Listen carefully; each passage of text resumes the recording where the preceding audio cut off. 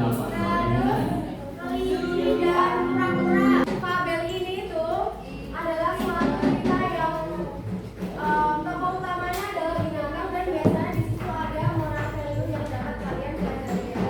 Jadi itu misalnya yang pura-pura tadi jangan menjadi orang yang sombong.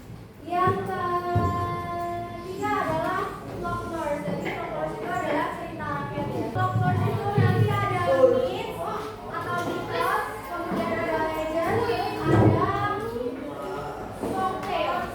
Yang pertama adalah mitos ya, mitos itu ya. Yang kedua adalah legend. Nah, yang kita akan pelajari adalah legend atau legenda.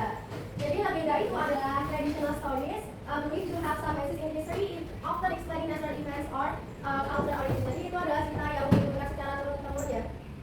Kemudian itu biasanya terbentuknya suatu tempat, terus suatu gunung gitu ya. Misalnya tadi ya, The Legend of Lake Lebak. Kemudian ada Sang Priang, itu kan jadi tangkuban perahu. Terus sampai sini ada yang mau ditanyakan? Belum? Belum ya.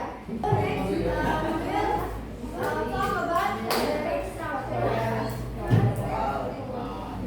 Yang pertama adalah orientation.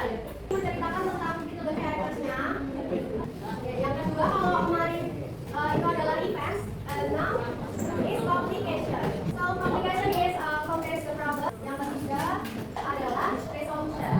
Kemudian setelah itu adalah reorientation. Jadi we will talk about language features ya.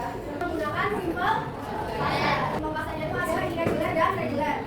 Selanjutnya setelah simple past itu ada absence of time ya. Nah kemudian setelah